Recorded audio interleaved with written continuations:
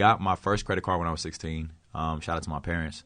And I never missed a payment. I got dental work, health, clothes, cars, gas, like all type of shit under like my credit card. And I never missed a payment. I was like always 30% utilization, 2 times a month, pay it off, and then literally just, you know, make sure I stay on top of my shit. And I did that for like 6 or 7 years.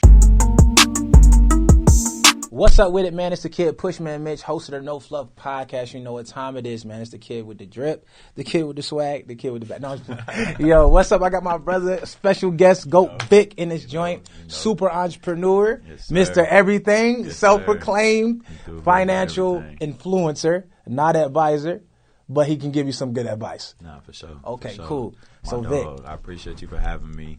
Atlanta's home to me, so you know it's always good to come back and you know tap in with a lot of people who's doing some shit in the city. So you already know, man. ATL, this is where the players play. You know what I'm saying? You remember Ludacris and JD? 100. Nah, it's a real situation, bro. So let's talk about that. So first of all, I'm gonna let you tell everybody why they should be following Go Vic and knowing who you are. Okay. And you know, tell them just speak to these people who, if they didn't know you from a can of paint, we know you well known. Right. But talk to them like, yo, that you should know what I be about. All right, so first of all, I mean, I'm a self-made entrepreneur, like he said. I've never had a job before. I've been making my own money since I was 12 years old. From selling art to never sold candy, though. From selling art, you know, flipping sneakers, and then I actually started my own clothing brand, which sold millions of dollars worth of clothes before I dropped out of school in 2019. And then obviously I used that money to diversify my investments.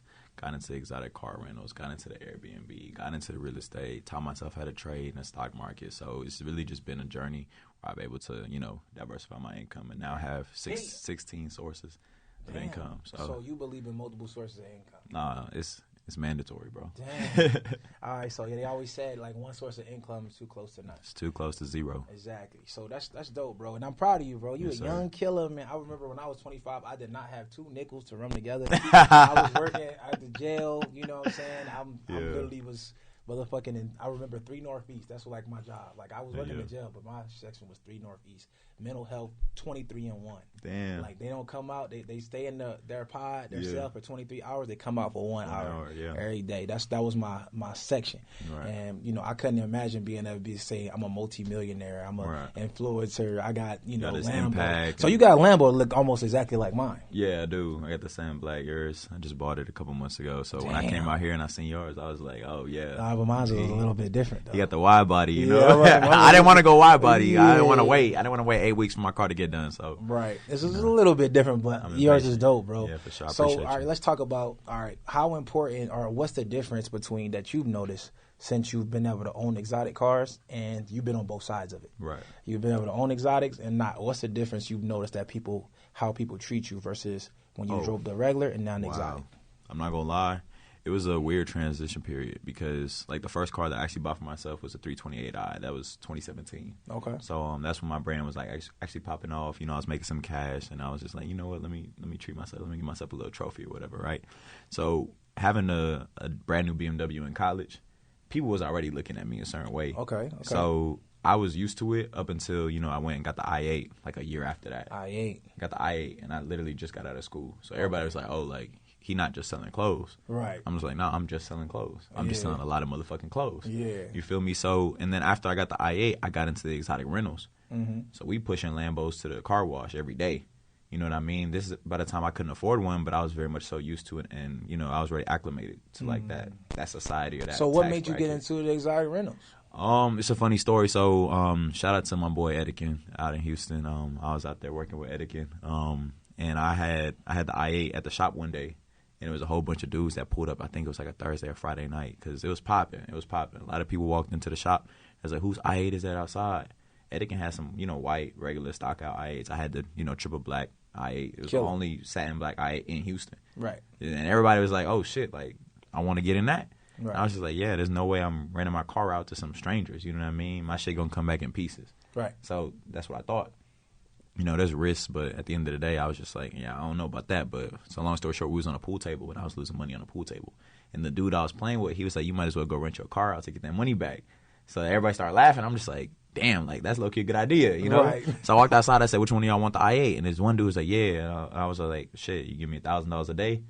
He was just like, yeah, I'll bring it back Monday. Mm-hmm. I pulled out like 15, 20 grand cash out of the backpack. Mm-hmm. Handed me $3,000. I gave him the keys, and I was just like, what the fuck am I doing right now? Yes, sir. I'm thinking, Yes, oh, sir. yeah, like, my car is gone forever. Like, I really just sold my car for $3,000. That's what I'm thinking. Mm-hmm. You know, so I'm Ubering back to the crib just like, wow, like, that's the last time I'm going to see my whip. Come Monday, I walk to the shop. I'm like, hey, yo, is my car back? They're like, yeah, it's in the middle of the shop. They just cleaned it up and everything. So I'm walking to the middle of the shop. I feel like it's slow motion. I bend the corner, you know, expecting the worst. My car's sitting right there. I was like, did they even take it? He was like, yeah, it just dropped off.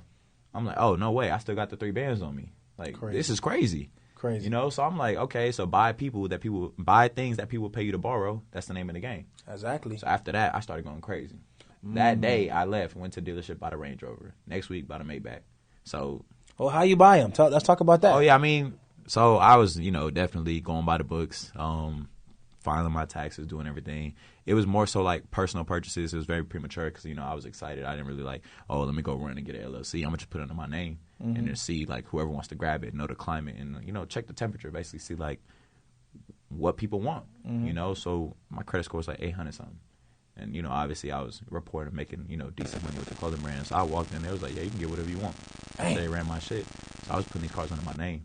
And it was boosting my credit even more. That's a crazy thing. So it was increasing my leverage and then also, like, you know, my asset category. These cars is getting paid off, like, quick. So you was how old at this time? I was 23. I was 23 at the time. How the hell you get an 800 credit score? You got to teach us this game. So I got my first credit card when I was 16. Shout out to my parents. And I never missed a payment. I got dental work, health, clothes, cars, gas, like all type of shit under like my credit card. And I never missed a payment. I was like always 30% utilization, 2 times a month, pay it off, and then literally just, you know, make sure I stay on top of my shit. And I did that for like 6 or 7 years straight until I was in 800s. Say that one more time. Say that last part one time. I did that for 6 or 7 years straight until I was in 800. So it's not gonna happen overnight. Y'all don't listen. They don't listen to me. I think they're gonna listen to you, bro, because you like the young, flashy dude. So let's go back to the clothing line. Then. So you started making money with the clothing line. Right. So how did that start? Like why did you start a clothing line first? What is your clothing line so we can get some drip? You know what I'm saying? Every time I see you be swagged out. For sure. So me, I'm a different type of bull. You know, I normally wear suits and all that, but you know, I get every now and again I gotta dress it like that. Gotta put some shit on. You know, teach us about that. Like why you got into the clothing industry, and then you know, tell us about your brand. Okay, cool. So the reason why I even got to the clothing industry, it's a long story, but it's funny because it came out of me moving from Atlanta to Houston. Because in Atlanta, where I'm from Norcross and Lilburn, like, we didn't really care about clothes. You know, like, just don't come to school naked and you good. Like, you know what I mean? Like, it wasn't no, like, oh, what brand you wearing? Like, nobody was really checking your fit like that. You know what I mean? So I had moved to Houston in 8th grade. Niggas was checking. Right. So I had no clue. I'm talking about, I go to the bus stop, they laughing at me like, yo, what are you wearing? You know what I mean? Like, that's not it. I'm just like, so? You know, I didn't care. But then that shit hurt my feelings. They went back to the crib, started looking up, like, all right, what's hot? It was like, okay, the Jordans, the retros, you know, like, started putting me on games. So I'm like, okay, bet, like, how I'm going to buy this? You know what I mean? So I'm saving my lunch money. I'm not eating just to go to Champs and Foot Locker and hop in some retros. Stories. Real shit. But I didn't really know the game like that. I came back to school with some Team Jordans. Oh. And I was just like, oh, yeah, like, it's game time. You know what I mean? Walked in, it was like, still not it. It's not. I was like, oh, yeah, y'all got me fucked up. We call them the TJs. Nah, you know what I mean? So I'm like, oh, no, like, I'm really, okay, go back to the drawing board. Then I figured out, you know, the difference between retros and Team Jordans. I'm like 15 at the time, you know what I mean? I didn't really know too much, but then I figured out the Facebook Marketplace and, like, the shoe groups and shit like that. So then I ended up figuring out finessing and shit like that. So I bought some beat-up shoes. I think it was Wolf Grade 5s. And I learned how to fix them because they was beat up. That's all I could afford. It was like $60. It was yellow, creased up, you know, lint roll, all type of shit. So I bought them and I restored them. So I learned how to restore shoes. So I came to school the next day and niggas like, okay, yeah, he got the retros on, but them hoes kind of dirty a little bit. But we gonna let him slide. Right. And I learned how to clean shoes from that. And then I started servicing other people. So I was cleaning everybody's shoes. So what I was doing is I was saving my lunch money and then I'll go buy beat up shoes on Facebook and then fix them and flip them. So you were selling them. So I buy you had the entrepreneurship in you. Yeah, so I buy them for like $50 and then spend like 2 hours cleaning them and some for like $200. Damn. And I was doing that every single day. So I was taking orders. Like I was charging like $20 to clean 2 pair of shoes. Or I'd do like 3 pair of shoes for $30. Like I was Really going crazy. Cleaning everybody's shoes in the Yo, school. you learned the game early. So that's the whole world, bro. Yeah. Like that's it. Supply and demand. Yeah. Figure out what people need, solve the problem, you can 100. get paid for it. So 100. that's dope, bro. You 100. already picked up how to buy them for the low. Yeah. That's nuts, bro. So that's crazy. I was wondering. It's funny that you said that because Yeah. that's the name of my brand and that's where it came from. For What was the it? low. For the low? That's For the low is the crazy. name of my brand because whenever I was selling the shoes, how I was able to undercut everybody else in the market because my shoes were originally refurbished. Right. So the guy that's selling the brand new ones for $300, I'm hitting them at $250. I'm like, I got it for the low. And everybody was tapping in with me. Big bar. So that's how I was able to start my brand. But I spelled it Leaux, like the French Creole spelling. So I Gotcha. knew LOW wasn't going to survive the search engine. So I was like, okay, you go look at Leaux right now on Google. Look it up. Leaux. I know what's up. It's gonna be the but first y'all thing you do it at the see. same time. It's gonna be the first thing you see. You know what I mean? Because I did what I had to do, and I really made this shit pop. So the SEO took me all the way to the top. So if you look up Leaux, first thing you're gonna see is For the Love clothing brand by Victor Madu. This is true. Exactly. So This is true. So how I got into the clothes was I had so many shoes that I won best dressed in high school. From everybody was laughing at me to senior year, 1,000 people in my class. I won best dressed. So after I won best dressed, me and fashion kind of just went hand in hand. So everybody's like, oh yeah, Vic be having it. You know what I mean? Facts. So then I went to college. I didn't have no money. I just sold all my shoes to pay my tuition. I probably had like $200 left. And I went to a fashion show and I was like, bro, I could do this. Like it was people making their own stuff. You know, I wasn't used to that. I was used to going buying a Diamond Supply and Obey and 100s and shit. People was making their own shit. I was like, oh, I didn't even know you could do that. I thought you had to have like some special license or some shit. I was like, bro, I could do this. You know what I mean? I went to the fashion show and I was telling people, I was like, yo, like I'm gonna be in the next fashion show. And I went and started my clothing brand For the Low, May 13, 2016. Dang. And I sold $3 million worth of clothes before I dropped out of school. Crazy. So how does somebody sell $3 million worth of clothes? Let's just talk about that. $3 million worth of clothes with no ads. Yeah, everybody and their mama start clothing lines, bro. But it's very rare that we see somebody become. I got a couple homies. They did it. You know, my homies Corey and Justin. They got support black colleges. Clearly, I know you going crazy. I and fuck a few with other Justin. people. Yeah. So I mean, I want to hear how you sold $3 million worth of clothes. Like, what does that look like? So I really understood consumer science and how like people have a herd mindset. Very early on, you know, I knew a lot of people in my school district. I was very popular, you know, just for having shoes. So whenever I got the clothes, I would like kind of pair it up with each other. So I went to Facebook Marketplace, went back to the same exact places where I was successful in the shoe industry. And I was like, okay, cool. I'm doing a photo shoot. I need 30 of like the, you know, the cheerleaders, the quarterbacks, like, you know, the cool people in the school district. I need all y'all to meet me at this place at 6 o'clock and we're going to do a photo shoot. So it'd be me with a camera that I don't know how to work and 30 motherfuckers that's popular in the district every weekend. Dang. And it was different 30 people every time. So I have a group chat, and I'll be like, all right, bet. At 8 o'clock, we hitting Twitter, we hitting Instagram, and we flooding it.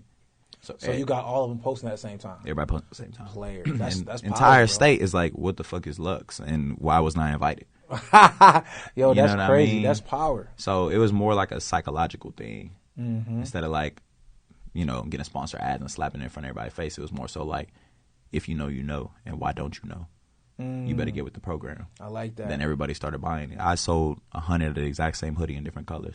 Damn. You know what I mean? So let's talk about like where you got your supply from. Supply. So it was definitely tricky. You know, obviously starting out, you working with people that have like setups in their garage. You know what I mean? I'm pulling up on strangers' cribs, looking at their setup. I'm like, this ain't it. Right. So then I learned about like wholesale markets and wholesale districts and things like that. So like Harwin, there's a lot of like LA Fashion District and things like that. Learning about different blanks, different qualities, weights, and fits, patterns, everything. So I'm teaching myself this every day. Mind you, I'm an engineering major, so I'm literally like doing thermodynamics and physics, and I'm also communicating with vendors in Pakistan while I'm in class. Like, It was hectic, bro. It was hectic. So where'd you like? Let's give them a point of reference. Where'd you find like your first distributor? It was in Pakistan. I went to Alibaba and figured it out. Alibaba, that's a plug. Yeah, 100%. So Alibaba.com will pretty much get you anything you want to make. Right. So how you avoid picking the wrong distributor? You don't necessarily avoid it. You got to get burned. Why? You can't avoid it. Why? You get burned because at the end of the day, what you want may not be what they make, and you're not gonna know until you open that box. You feel me? You can do your due diligence. You can send them samples. You can send the dimensions. You can send the patterns. You can do whatever you want to do. But if the drawstring is the wrong color, if it's the wrong thickness, if it's the wrong weight, because some people are extremely picky with it. Right. You know, so you got to get burned a couple times. But that's how you figure out exactly what you like and what you don't like, and then with that information, then you could get going and just mass produce. So that's what's up. Okay, cool. So then was you doing so was you getting all your inventory up front and then going and selling it yourself, or was you getting it drop ship? Like, explain that. Never drop shipped in my life. All right, so how you do it? You was mailing off your own stuff? I mailed off everything. I would stay up till 4 or 5 in the morning and go to class at 8. And the clothing line is still around, correct? Yep. All right, so what do you do now? You don't do the same thing no more? Yeah, of course. So we actually went from the clothing brand to running our own fulfillment and logistics company because my roommate at the time, we had racks in the living room. We had no couches, no TVs. You walk into the living room, it's like a factory. Mm-hmm. You know what I mean? So he saw that, and he saw how I was struggling to basically maintain the brand. He was just like, we need to figure out how to hire people and add systems to it. So he's my manager to this current day. Wow. You know what I mean? And this was like 4 years ago. So we started a company called Moreno Market, and we started housing other people's brands, and then we had the fulfillment and logistics, quality control, customer support, everything in place. And now we got a 70,000 square foot warehouse out there in Houston. Shout out to Buffalo Specialties. So we out there in Houston, we got $10 million worth of equipment, and we're doing big orders. We're doing like $40-50 million of revenue a year. Damn. Say that one more time. That's that last part. We're doing $40 to $50 million in revenue a year. And you, how old? I'm 25. Sheesh, man. Okay, y'all need to pay attention. So where they follow you at on the gram? Go_Vic with 2 C's. That's my handle. And he going so hard. He got an underscore on his name. Yo, y'all got to, listen, man. Y'all got to step y'all game up, man. Done is better than perfect because perfect never gets done. Shout out to my brother D Harp. He started off in the living room. Y'all had it in y'all whole apartment. Y'all ain't had no couches and shit. Right. Bro, it's so many similar stories to yours for the people that I see that achieve success, they start out that same way. Yep. Like, they don't have the facilities. They don't have the back end. They just, look, we're going to make it make sense with what we got. Yeah. And then after you achieve success is when you start being able to make those different arrangements because now you got not only the experience, not only the customers, but you also have some profits that you can use to expand. Right. So that's the dopest thing about it, bro. So shout out to you, bro. That's crazy. 100. I appreciate you, That's brother. crazy. I appreciate you. But now how you get to social media, though, like, that's a whole nother swag. Like, yeah, so the social media thing is very tricky because, like I said, it all comes down to consumer science, what people like to see, how people like to be approached. Mm-hmm. Because, you know, some people are extremely aggressive. You know, like, they try to oversell or they try to do too much. I feel like the best way to, like, really grow organically is to be organic. You know what I mean? Be yourself. Create the best content, put your best foot forward, be consistent as well. Because people hate to follow your new business page and then you stop posting for 3-4 months. And you got 12 followers. And I'm just like, yeah, now you got 11. Because I'm gone. You know what I mean? Man. So consistency, and you owe it to everybody. You know what I mean? You owe it to everybody that believes in you to give them a reason to believe. So that's why I go by. Yeah, we in a what have you done for me lately type of situation when it comes to social media. You can't, it's just like anybody else. If you go shopping somewhere, if you go out of the country and you about to go do a tour or something, and you go look at the website and the last time they posted was 2 years ago, you're going to be like, I'm not going on that tour. So, you know, you got to do the same thing, man. I tell a lot of people, man, like, what would you like to happen to you if you walked into a business? Like, and then try to emulate that into your own business. Like, a lot of times we don't even do that. Like, oh yeah, man, I went to this business, they didn't do this. I'm like, do you do that for your company? You don't do that for nobody. No, like that's the thing. We got to understand how to over deliver and definitely just be at least prepared for what we say we want. Yeah. So we say we want a lot of customers. We're going to have all that fulfillment ready. We're going to have somebody answer the phones, emails. Right. We're going to have somebody being able to delegate everything. If we can't, then really that's going to be one of those overnight businesses, and you're going to probably give up when you don't make money because you didn't even put the effort in there. Exactly. So that's the thing. So before the money was the credit. You started doing credit since a young bull. Yeah. Before the business, you started off getting it off of Facebook Marketplace, trapping it out. And now you sell your stuff on Facebook Marketplace. Yeah. Now you got you had it in the living room. Now you got a whole gigantic warehouse. Yeah. And you had like no cars. Your first car was a Beamer. Yeah. Now you got a Lamborghini. Yeah. This is crazy, bro. I got a lot of cars right now. You got a lot of cars. How many cars you got? I got 4 cars now. That's dope. Well, 5, but I'm waiting on one more. What you waiting on? Can you tell us? I don't want to say it. You can't tell us? All right, don't say it. I don't want to say it. Wait. When you gonna get it? Like a month. In a month? Well, you can tell us, man. We'll release it. We'll release this next week. No, don't tell us. Don't tell us. We'll let you do a big drop. We're gonna keep that under wraps. But yeah, I got the G63, the Lamb truck, the R8, and then my Tesla, the Daily. That R8 is cold, man. I appreciate it, bro. I always liked the R8s, man. Just, in our industry, they not sought after in the rental car game like that.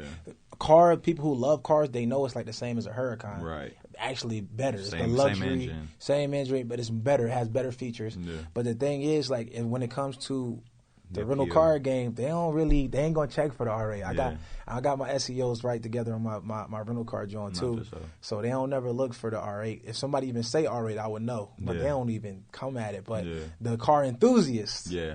they love the R8. I'm more on that side. Yeah, that's More where on we the at deep now. appreciation. And you know what's so crazy, bro? I never was a car guy. Word. I'm conformed. I word. turned into Now a car you're a guy. car guy. Bruh, I like Jeeps and Jeeps only. That was my thing. And then, I clearly got into this industry, and then I started being able to be exposed to different things. Yeah. A lot of it wasn't because I didn't like it. I just never had never any knew about it, exposure to it. really. I didn't Yeah. know about it. I never thought about it. I sat in a fucking Rolls Royce. I sat in the stars. I was like, this was made for me. Yep. Literally. You know what I'm saying?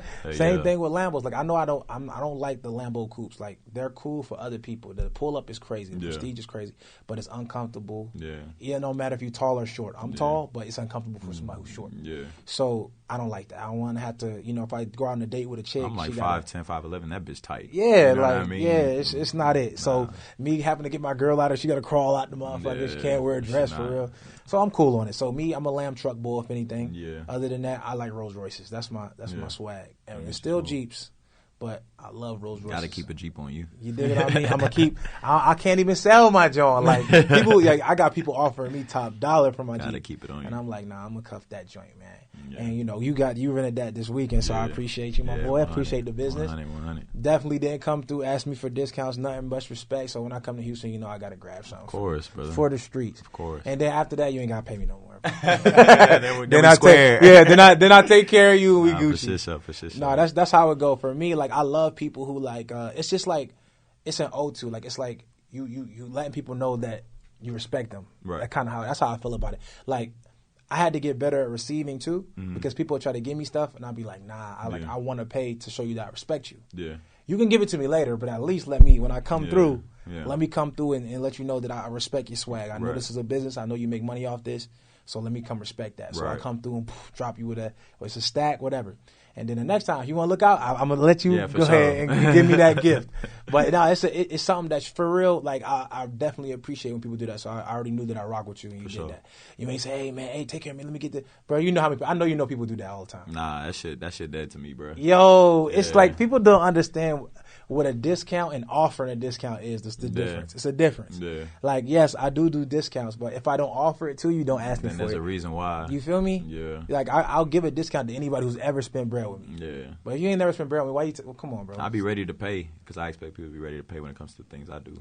And it's just like we got like students, right? Mm-hmm. So now we teaching our students, and like that somebody will come up to me and they like, yo, I want to get you. I really want. This is them saying they want something. I don't want nothing. Right. I really want to get your course. I really want your mentorship, Yeah. but I can't afford it.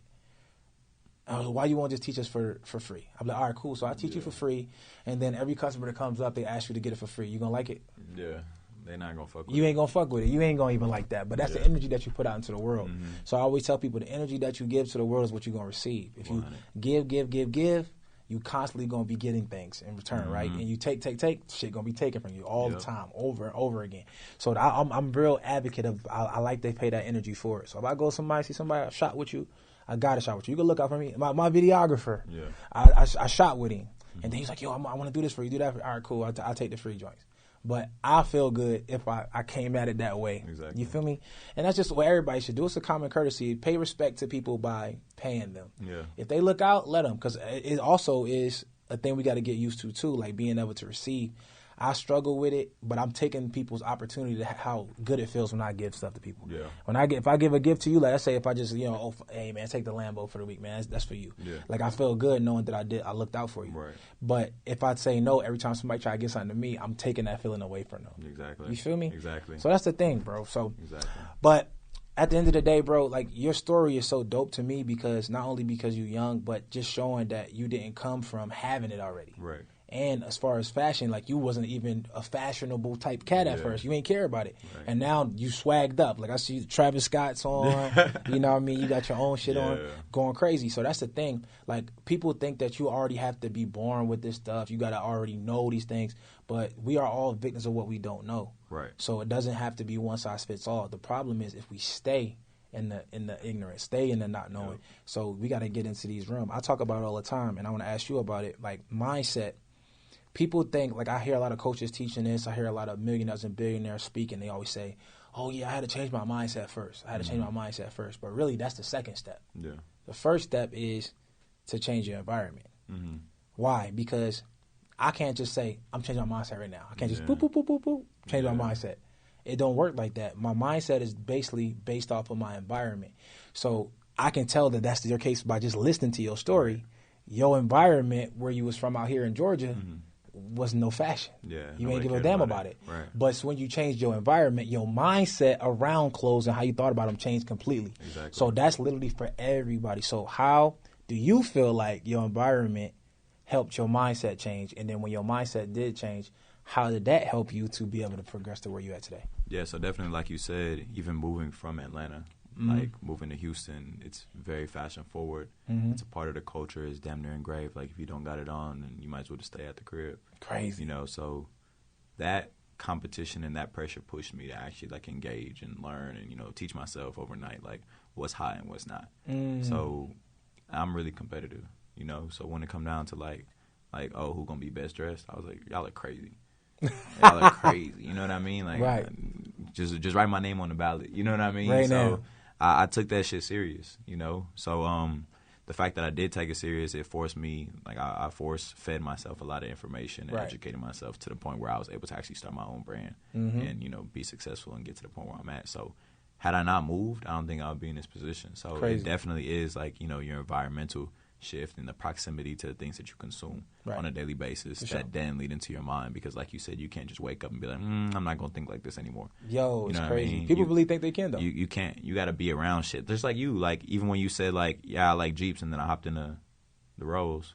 And you're like, okay, I like Rolls. You know what I Right. mean? Exactly. So It's if you ain't exposure. never been in no Rolls, you gonna be in a Jeep. You know what I mean? And if that's cool with you, that's fine. But if you Right. want to go Rolls, you got to get in the Rolls. You got to feel it. You got to manifest it, touch it. That's my thing. And a lot of people don't get this part. Like, they really think, like I hear people say, oh, I don't like this. I don't like designer. I don't like that. I'd be like, I don't feel like you are qualified to say you like or don't like something that you never tried. Right.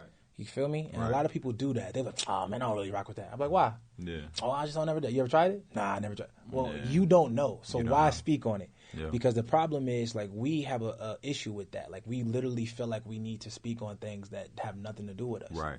And that's the worst part about people. We Just to seem relevant. yeah, just to talk about some shit. Oh, yeah, that's doing too much. I don't really like Louis Vuitton. Or, can you afford Louis Vuitton? Like, for real? Yeah. Like, Have can you been inside the have store? Have you Do touched they know it, your felt name? it? You feel me? Yeah. I feel like you really know when you have it, like you have the option to it, you've been exposed to it, and like you actually can afford it. I'm not saying that like, oh yeah, of course you can go buy it if you save up and you buy one Yeah. item and then 2 years later you buy another item. Yeah. I'm talking about literally if you have the choice to constantly shop in designer stores. Yeah.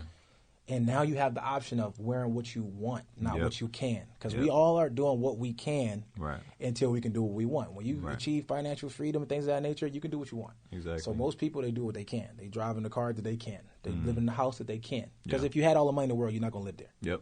If you had all the You're money, not in the world, driving you're that. not exactly. So the same thing goes for clothes and things like that, and experience. Like you won't try something because you know you can't afford it. Yeah. Like, oh, I would never go to Dubai. Why would I stay in an underwater aquarium hotel? Yeah, well, if you can't, you can't speak on it because once if you have that and then you got motherfucking in-town suites. Yeah. If that's your options, would you still pick in-town suites? Yeah. Holiday Inn. Probably not. You probably Hell won't pick no. Holiday Inn, but that's the thing. So we speak on it before that. So I would try to ask everybody to make sure they go experience stuff, go try stuff, go expose themselves to stuff, and change their environment. Yeah. And once you change your environment, automatically your mindset will change, and then you got another Vic, you got another Goat Vic coming out, You and feel then it's me? like more common and frequent. Yeah. So, but there's another thing that we was talking about, and you were supposed to break it down. For Oh me, yeah, bro. for sure. The So rocket this, science. this rocket science, this sports Yeah. betting thing, bro. Yeah. You hit me up a few months ago about it. You was like, "Yo, this sports betting shit is crazy."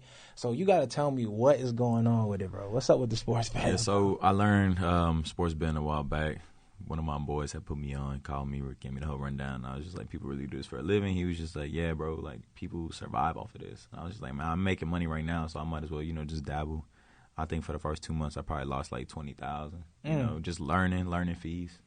Figuring the shit out because I'm a fail fast type of person. Got So it. I was just throwing money left and right, figuring out what works and what doesn't. Okay. But once I figured out systems and started studying the economics, Mm-hmm. I was like, oh yeah, this is deeper than what we see on TV.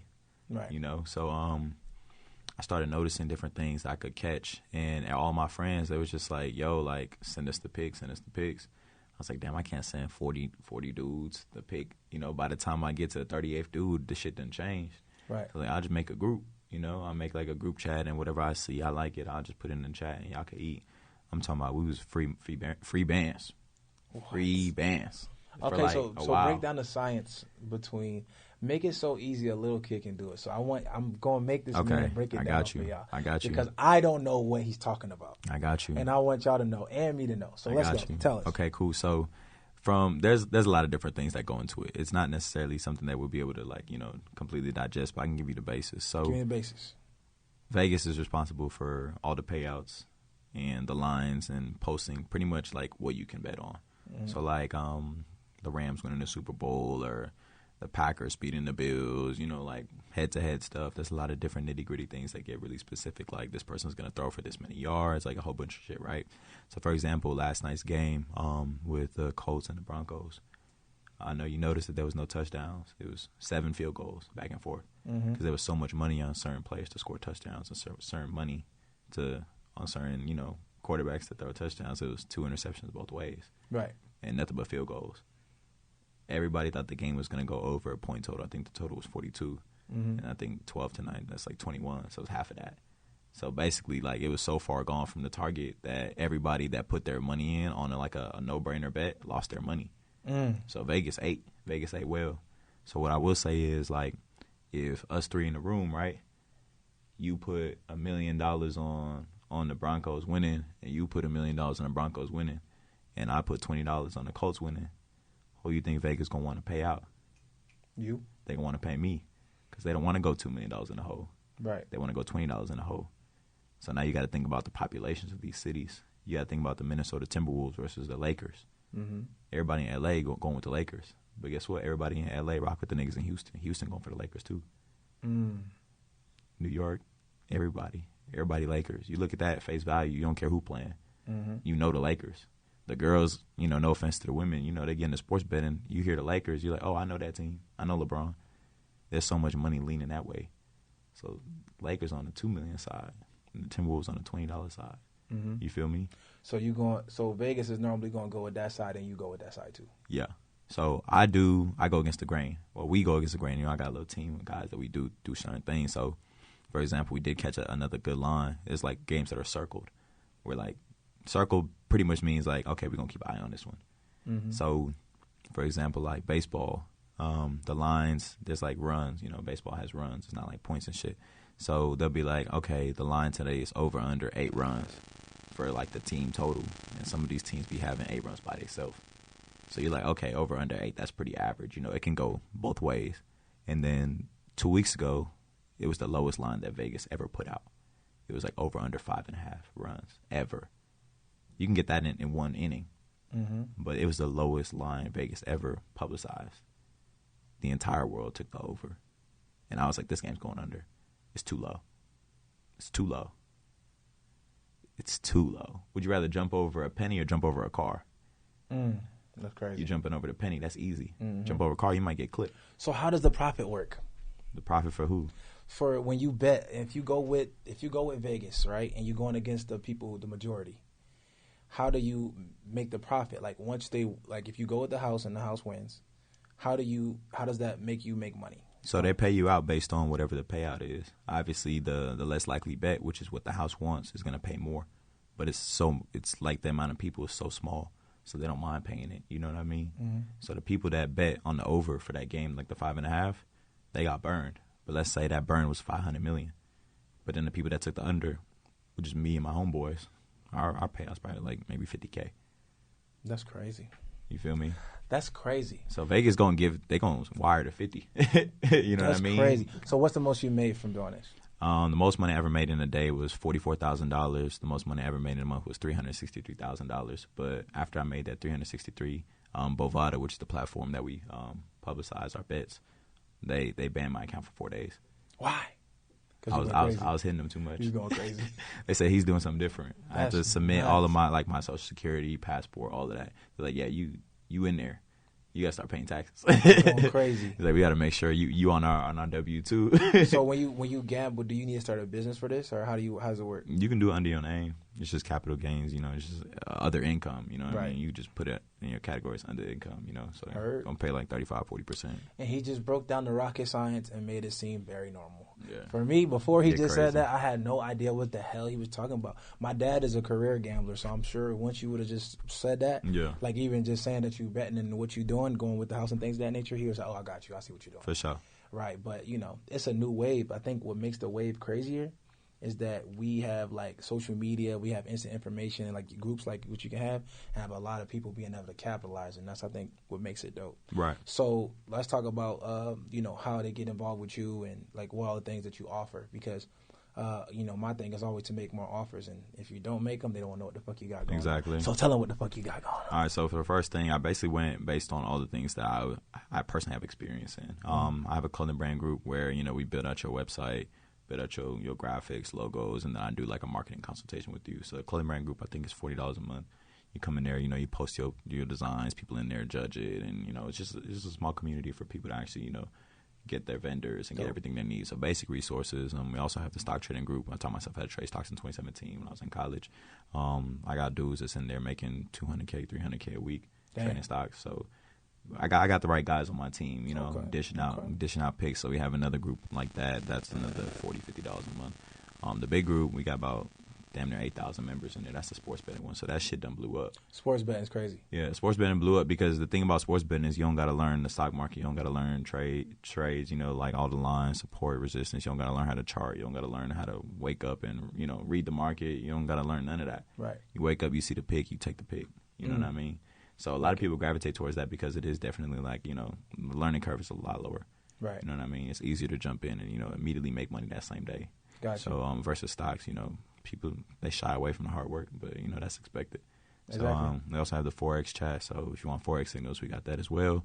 And we have an Airbnb and Turo chat. So, you know, just all the source of income that I'm tapped in with and the things that I've made 6, 7, 8 figures from.